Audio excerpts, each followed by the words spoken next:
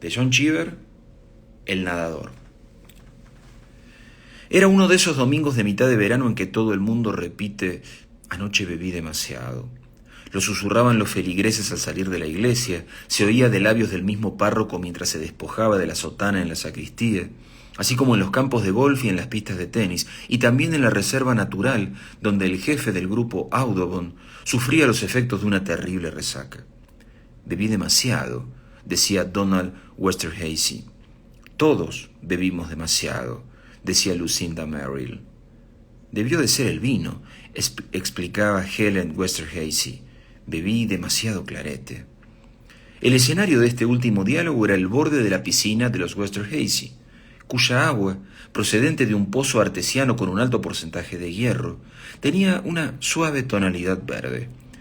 El tiempo era espléndido. Hacia el oeste se amontonaban las nubes, tan parecidas a una ciudad vista desde lejos, desde el puente de un barco que se aproximara, que podían haber tenido un nombre: Lisboa, Hackensack. El sol calentaba.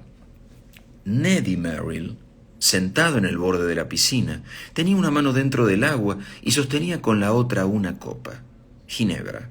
Neddy era un hombre enjuto que parecía conservar aún la peculiar esbeltez de la juventud, y aunque los días de su adolescencia quedaban ya muy lejos, aquella mañana se había deslizado por el pasamanos de la escalera, y en su camino hacia el olor a café que salía del comedor, había dado un sonoro beso en la broncínea espalda a la Afrodita del vestíbulo. Podría habérselo comparado con un día de verano, en especial con las últimas horas de uno de ellos, y aunque le faltase una raqueta de tenis o una vela hinchada por el viento, la impresión era decididamente de juventud, de vida deportiva y de buen tiempo. Había estado nadando y ahora respiraba hondo, como si fuera capaz de almacenar en sus pulmones los ingredientes de aquel momento, el calor del sol y la intensidad de su propio placer. Era como si todo le cupiera dentro del pecho. 12 kilómetros al sur, en Ballet Park, estaba su casa, donde sus 4 hermosas hijas habrían terminado de almorzar y quizá jugasen al tenis en aquel momento. Fue entonces cuando se le ocurrió que si atajaba por el suroeste, podría llegar nadando hasta allí. No había nada de opresivo en la vida de Neddy, y el placer que le produjo aquella idea no puede explicarse reduciéndola a una simple posibilidad de evasión. Le pareció ver con mentalidad de cartógrafo la línea de piscinas, la corriente casi subterránea que iba describiendo una curva por todo el condado. Se trataba de un descubrimiento, de una contribución a la geografía moderna, y le pondría el nombre de Lucinda, en honor a su esposa. Neddy no era ni estúpido ni partidario de las bromas pesadas, pero tenía una clara tendencia a la originalidad y se consideraba a sí mismo, de manera vaga y sin darle demasiada importancia, una figura legendaria. El día era realmente maravilloso y le pareció que un baño prolongado serviría para acrecentar y celebrar su belleza. Se desprendió del suéter que le colgaba de los hombros y se tiró de cabeza a la piscina. Neddy sentía un inexplicable desprecio por los hombres que no se tiran de cabeza. Nadó a crawl, pero de forma poco organizada, respirando unas veces con cada brazada y otras solo en la cuarta, y sin dejar de contar de manera casi subconsciente el 1-2, 1-2 del movimiento de los pies. No era un estilo muy apropiado para largas distancias, pero la utilización doméstica de la natación ha grabado ese deporte con ciertas costumbres, y en la parte del mundo donde habitaba Neddy, el crawl era lo habitual. Sentirse abrazado y sostenido por el agua verde y cristalina, más que un placer, suponía la vuelta a un estado normal de cosas, y a Neddy le hubiese gustado nadar sin bañador, pero eso no le resultaba posible debido a la naturaleza de su proyecto. Salió a pulso de la piscina por el otro extremo, nunca usaba la escalerilla, y comenzó a cruzar el césped. Cuando Lucinda le preguntó que a dónde iba, respondió que iría nadando hasta casa. Solo podía utilizar mapas imaginarios o sus recuerdos de los mapas reales, pero eso era suficiente. Primero estaban los Graham, y a continuación los Hammer, los Lear, los Howland y los Crosscup.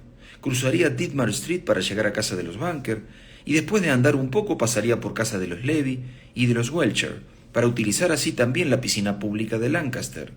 Luego venían los Halloran, los Sachs, los Binwager, Shirley Adams, los Gilmartin y los Clyde. El día era estupendo y vivir en un mundo con tan generosas reservas de agua parecía poner de manifiesto la misericordia y la caridad del universo. Neddy se sentía en plena forma y atravesó el césped corriendo. Volver a casa utilizando un camino desacostumbrado lo hacía sentirse peregrino, explorador. Lo hacía sentirse un hombre con un destino y estaba seguro de encontrar amigos a lo largo de todo el trayecto. No tenía la menor duda de que sus amigos ocuparían las orillas del río Lucinda. Atravesó el seto que separaba la propiedad de los Westerhazy de la de los Graham, anduvo bajo algunos manzanos en flor, pasó junto al cobertizo que albergaba la bomba y el filtro y salió al lado de la piscina de los Graham. «Hola, Neddy», dijo la señora Graham. «Qué agradable sorpresa. Me he pasado toda la mañana tratando de hablar contigo por teléfono. Deja que te prepare algo de beber». Neddy comprendió entonces que, como cualquier explorador, necesitaría hacer uso de toda su diplomacia para conseguir que la hospitalidad y las costumbres de los nativos no le impidieran llegar a su destino. No deseaba desconcertar a los Graham ni mostrarse antipático, pero tampoco disponía de tiempo para quedarse allí. Hizo un largo en la piscina y se reunió con ellos al sol. Unos minutos más tarde, la llegada de 2 automóviles cargados de amigos que venían de Connecticut le facilitó las cosas. Mientras todos se saludaban efusiva y ruidosamente, Neddy pudo escabullirse.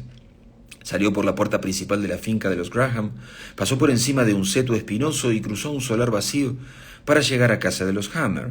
La dueña de la casa, al levantar la vista de las rosas, vio a alguien que pasaba nadando, pero no llegó a saber de quién se trataba. Los Lear lo oyeron cruzar la piscina a nado a través de las ventanas abiertas de la sala de estar. Los Howland y los Crosscap habían salido. Al dejar la casa de los Howland, Neddy cruzó Ditmar Street y se dirigió hacia la finca de los Bunker, desde donde, ya a aquella distancia, le llegaba el alboroto de una fiesta. El agua devolvía el sonido de las voces y de las risas y daba la impresión de dejarlas suspendidas en el aire. La piscina de los Bunker estaba en alto y Neddy tuvo que subir unos cuantos escalones hasta llegar a la terraza, donde unas 25 o 30 personas charlaban y bebían. Rusty Towers era el único que se hallaba dentro del agua, flotando sobre una balsa de goma. Qué hermosas eran las orillas del río Lucinda y qué maravillosa vegetación crecía en ellas. Acaudalados hombres y mujeres se reunían junto a sus aguas color zafiro, mientras serviciales criaturas de blancas chaquetas les servían ginebra fría. Sobre sus cabezas, una avioneta roja de las que se utilizaban para dar clases de vuelo daba vueltas y más vueltas, y sus evoluciones hacían pensar en el regocijo de un niño subido en un columpio. Ned sintió un momentáneo afecto por aquella escena, una ternura que era casi como una sensación física motivada por algo tangible. Oyó un trueno a lo lejos. Enid Bunker se puso a gritar nada más verlo. «Mirad quién está aquí, qué sorpresa tan maravillosa. Cuando Lucinda dijo que no podías venir, creí que iba a morirme». Neddy se abrió camino entre la multitud en su dirección, y cuando terminaron de besarse, Enid lo llevó hasta el bar. Avanzaron lentamente porque Ned tuvo que pararse para besar a otras 8 o 10 mujeres y estrechar la mano de otros tantos hombres. Un barman sonriente que había visto ya antes en un centenar de fiestas le dio una ginebra con tónica. Y Ned se quedó allí un instante, temeroso de tener que participar de alguna conversación que pudiera retrasar su viaje. Cuando parecía que iba a verse rodeado, se tiró a la piscina y nadó pegado al borde para evitar la balsa de Rusty. Al salir por el otro lado se cruzó con los Tomlinson, los obsequió con una cordial sonrisa y echó a andar rápidamente por el sendero del jardín. La grava le hacía daño en los pies, pero esa era la única sensación desagradable. La fiesta se celebraba únicamente en los alrededores de la piscina y al llegar junto a la casa, Ned notó que se había debilitado el sonido de las voces. En la cocina de los Bunker alguien oía por la radio un partido de béisbol. Domingo por la tarde.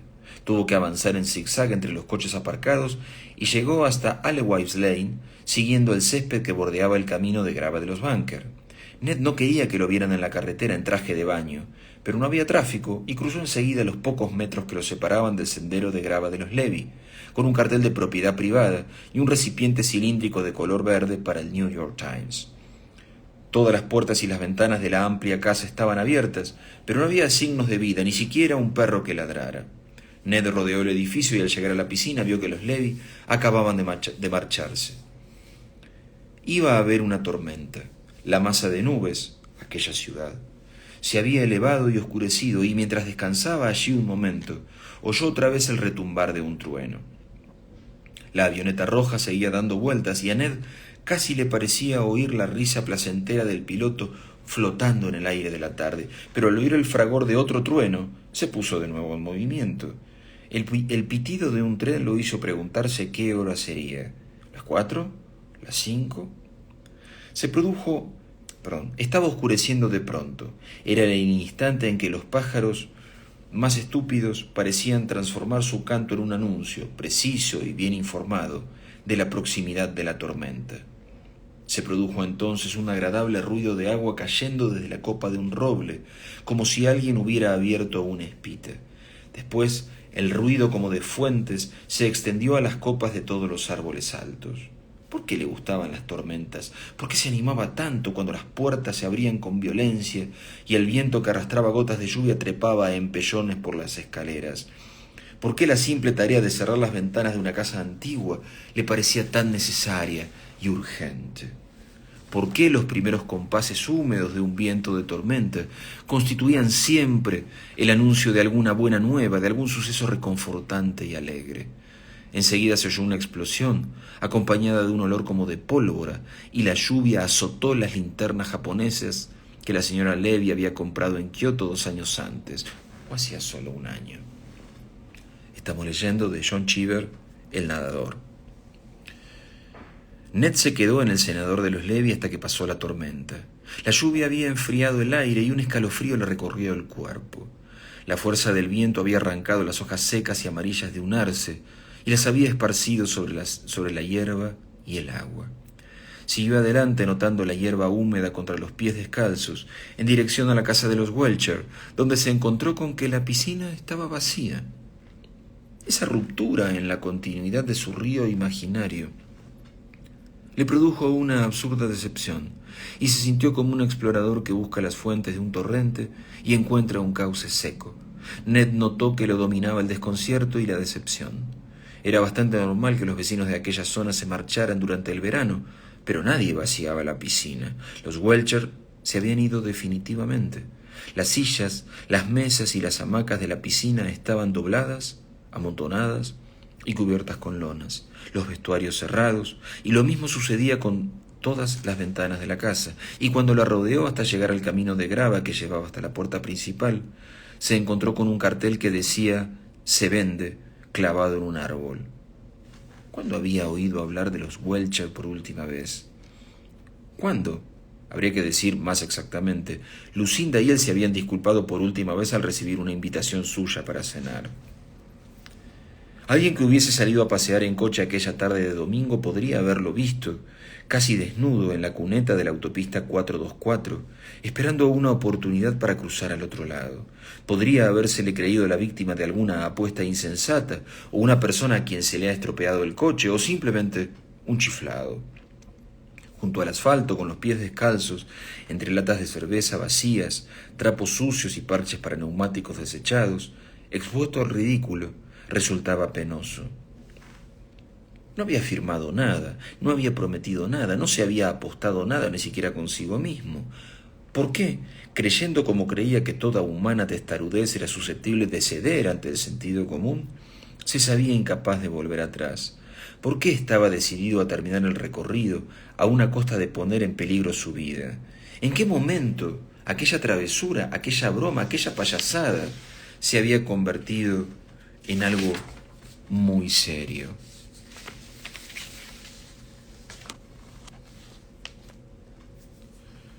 Los Halloran eran amigos suyos. Se trataba de unas personas de edad avanzada y enormemente ricos, que se sentían felices cuando alguien los consideraba sospechosos de filocomunismo. Eran reformadores llenos de celo, pero no comunistas. Sin embargo, cuando alguien los acusaba de subversivos, como sucedía a veces, parecían agradecerlo y sentirse rejuvenecidos. Las hojas del seto de haya también se habían vuelto amarillas, y Ned supuso que probablemente padecían la misma enfermedad que el arce de los Levy. Gritó «¡Hola!» 2 veces, para que los Halloran advirtieran su presencia y de esa forma la invasión de su intimidad no resultara demasiado brusca. Los Halloran, por razones que nunca le habían sido explicadas, no utilizaban trajes de baño. En realidad no hacía falta ninguna explicación.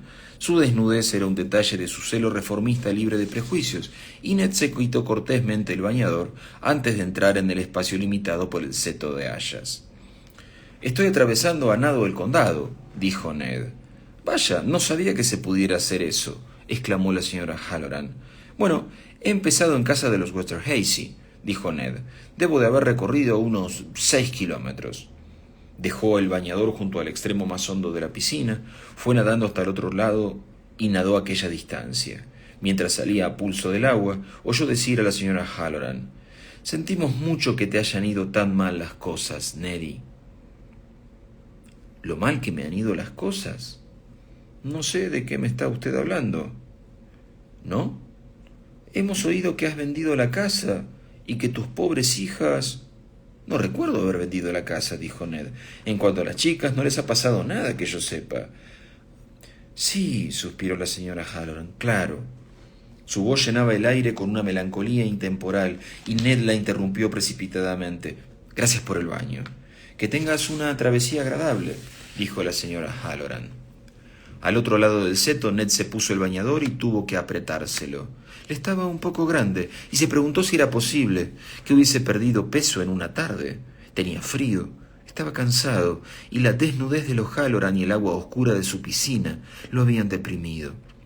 Aquella travesía era demasiado para sus fuerzas, pero ¿cómo podía haberlo previsto mientras se deslizaba aquella mañana por el pasamanos de la escalera o cuando estaba sentado al sol en la casa de los Westerhazy? Los brazos no le respondían. Las piernas parecían de goma y le dolían las articulaciones. Lo peor de todo era el frío en los huesos y la sensación de que nunca volvería a entrar en calor. Caían hojas de los árboles y el viento le trajo olor a humo. ¿Quién podía estar quemando hojarasca en aquella época del año? Necesitaba un trago. El whisky lo calentaría, le levantaría el ánimo, lo sostendría hasta el final de su viaje. Renovaría su convicción de que atravesar a nado aquella sonda era un proyecto original que exigía valor. Los nadadores que recorren grandes distancias toman coñac. Necesitaba un estimulante. Cruzó la zona de césped delante de la casa de los Halloran y siguió andando hasta el pabellón que habían construido para Ellen, su única hija, y para su marido, Eric Sachs. Ned encontró a los Sachs en su piscina, que era bastante pequeña. Voy a cortarlo un poco porque es demasiado largo, me doy cuenta. Estamos leyendo de John Cheever, El nadador. Ned tuvo que cruzar algunos campos hasta la casa de los Biswanger y los sonidos festivos que salían de ella. Sería un honor para los dueños ofrecerle una copa. Se sentirían felices de darle de beber.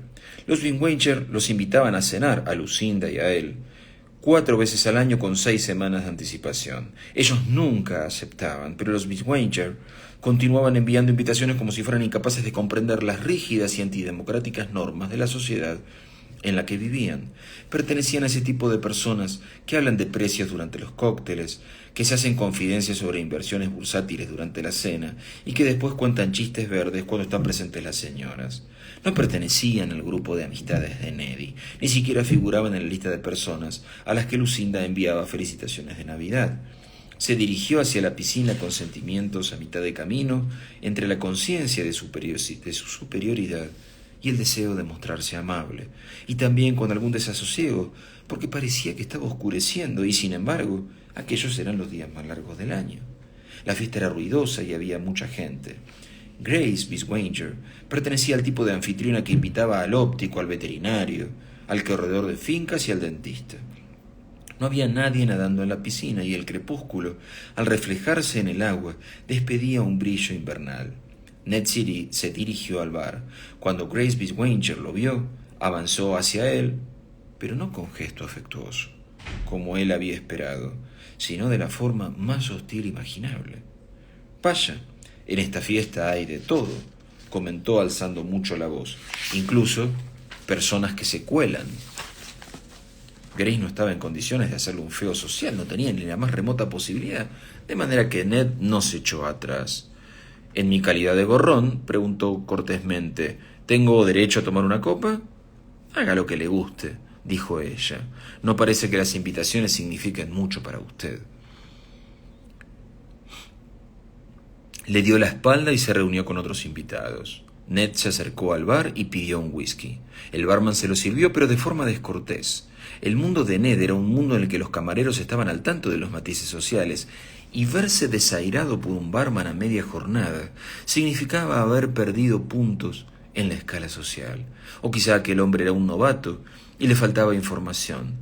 Enseguida oyó como Grace decía a su espalda: se arruinaron de la noche a la mañana, no les quedó más que su sueldo, y él apareció borracho un domingo y nos pidió que le prestáramos $5,000. Siempre hablando de dinero, aquello era peor que llevarse el cuchillo a la boca. Ned se zambulló en la piscina, hizo un largo y se marchó. Estamos terminando ya, de John Cheever, el nadador. La siguiente piscina de la lista, la antepenúltima, pertenecía a su antiguo amante, Shirley Adams. Si había sufrido alguna herida en casa de los Biswanger, aquel era el lugar ideal para curarla. El amor, los violentos juegos sexuales, para ser más exactos, eran el supremo elixir, el remedio para todos los males, la píldora mágica capaz de rejuvenecerlo y de devolverle la alegría de vivir. Habían tenido una aventura la semana pasada, o el mes último, o el año anterior, no se acordaba. Pero había sido él quien había decidido acabar, y eso lo colocaba en una situación privilegiada, de manera que cruzó la puerta de la valla que rodeaba la piscina de Shirley, repleto de confianza en sí mismo.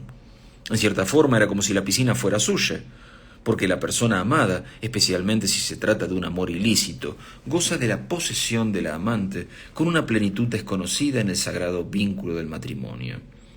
Shirley estaba allí, con sus cabellos color de bronce, pero su figura, al borde del agua de color azul intenso, iluminada por la luz eléctrica, no despertó en él ninguna emoción profunda. No había sido más que una aventurilla, pensó, aunque Shirley lloraba cuando él decidió romper.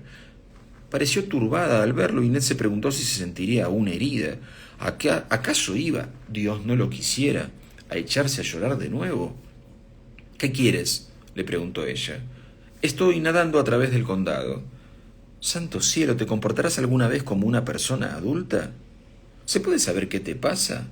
Si has venido buscando dinero, dijo ella, no voy a darte ni un centavo. ¿Puedes darme algo de beber? Puedo, pero no quiero.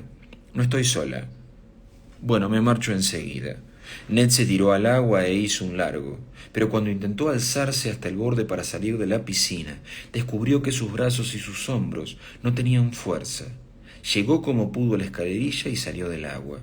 Al mirar por encima del hombro, vio a un hombre joven en los vestuarios iluminados. Al cruzar el césped, ya se había hecho completamente de noche, le llegó un aroma de crisantemos o de caléndulas decididamente otoñal, y tan intenso como el olor a gasolina. Levantó la vista y comprobó que habían salido las estrellas, pero ¿por qué tenía la impresión de ver Andrómeda, Cefeo y Casiopea? ¿Qué se había hecho de las constelaciones de pleno verano? Ned se echó a llorar. Era probablemente la primera vez que lloraba en toda su vida de adulto y, desde luego, la primera vez en su vida que se sentía tan desdichado, con tanto frío, tan cansado y tan desconcertado. No entendía los malos modos del barman, ni el mal humor de un amante que se había acercado a él de rodillas y le había mojado el pantalón con sus lágrimas. Había nadado demasiado, había pasado demasiado tiempo bajo el agua y tenía irritadas la nariz y la garganta. Necesitaba una copa, necesitaba compañía y ponerse ropa limpia y seca. Y aunque podía haberse encaminado directamente hacia su casa por la carretera, se fue a la piscina de los Gilmartin.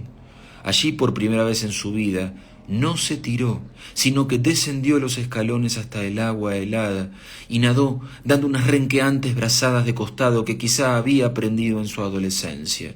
Camino de casa de los Clyde, se tambaleó a causa del cansancio y una vez en la piscina tuvo que detenerse una y otra vez mientras nadaba para sujetarse con la mano en el borde y descansar.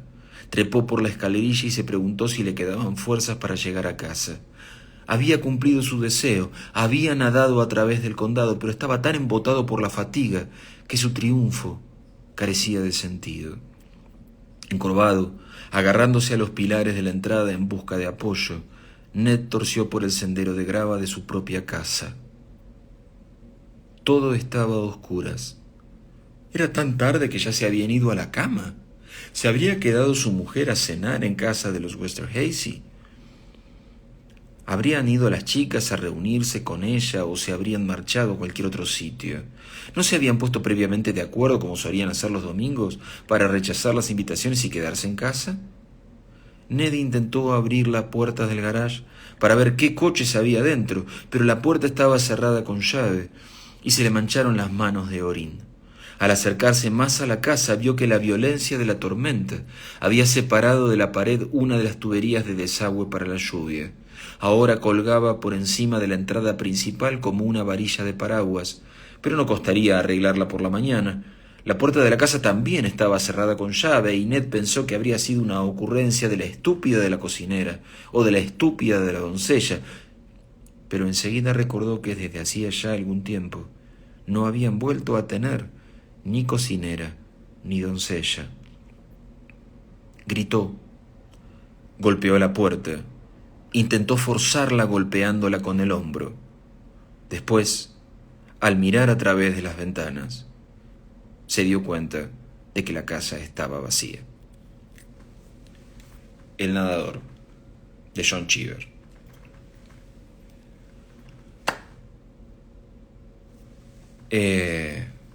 Escribí al nene esta. Les confieso que lo achiqué un poco, cosa que no me gusta hacer. No me gusta hacer por respeto al autor. Pero me pasa que a veces me da la sensación de que si es demasiado larga la lectura, algunos de los lectores se lo van a perder, porque lo van a dejar. Porque vieron que no todos los lectores tenemos la misma paciencia. Eso no es ni bueno ni malo, pero es cierto que la paciencia es uno de los rasgos del lector. Y digo, capaz que si lo acorto 5 o 6 minutos, algún lector no tan paciente se queda, y si lo leo entero se va. Y mientras lo hago pienso, pero así estoy traicionando al otro lector, al que se quedaría, aunque durara no 7 minutos más, sino 14. Esas son las estupideces en las que yo me detengo a pensar y no sé resolver. Así que discúlpeme todo, lo que les haya quedado largo y lo que les haya quedado corto. Yo les decía, Cheever es un buen ejemplo de un modo, de una forma literaria muy desarrollada, muy clásica de los Estados Unidos del siglo XX. Una escritura muy descarnada, muy poco adjetivada, muy llena en todo caso de pequeños acontecimientos y de diálogos en principio superficiales. Y este cuento de Cheever es un buen ejemplo de eso. ¿Qué pasa en el cuento? Un tipo recorre 12 kilómetros nadando de piscina en piscina. Pero por debajo de eso pasan un montón de cosas. Hay un arco narrativo muy marcado. Nuestro personaje arranca allá arriba, arranca en una situación de triunfo, de completitud, de equilibrio, dirían los formalistas rusos o los estructuralistas checos. Guiño vinculado al análisis literario, ¿no? Perdón. Arranca en una situación allá arriba. Es rico, la pasa bien, no es joven, pero se siente como si lo fuera. Está tomando una ginebra con amigos al borde de una piscina. El plan de ir de piscina en piscina sin avisarle a nadie también tiene que ver con soy querido, tengo amigos, soy valorado, soy respetado, entonces a nadie le va a molestar que yo me meta en su jardín y me meta en la pileta y salga por el otro lado y siga corriendo. Entonces hay como una definición de un estatus, no solo un estatus económico, sino un estatus social de este Neddy Merrill. Hay un punto importantísimo que es la tormenta. La tormenta cambia no solo la temperatura de la tarde, sino precipita un otoño. Yo no soy quien para decirles, esto es otoño, significa la vejez del tipo o significa su ruina económica, pero sí va siendo evidente y es muy interesante cómo en las últimas piscinas cada vez le cuesta más nadar y cada vez es más rechazado. Es decir, esa situación de plenitud y de triunfo se va horadando hasta dejarlo vacío. Eso pasa con el nadador. El tipo arranca lleno y termina vacío. No sé, como les he dicho todo el tiempo que hicimos estos vivos,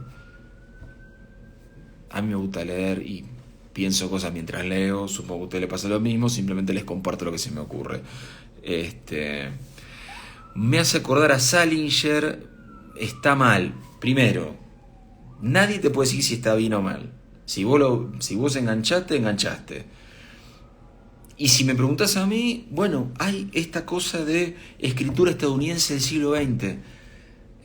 Hay cosas en Capote que verías parecidas. Hay un modo cultural narrativo, no sé cómo decirlo, que los cruza.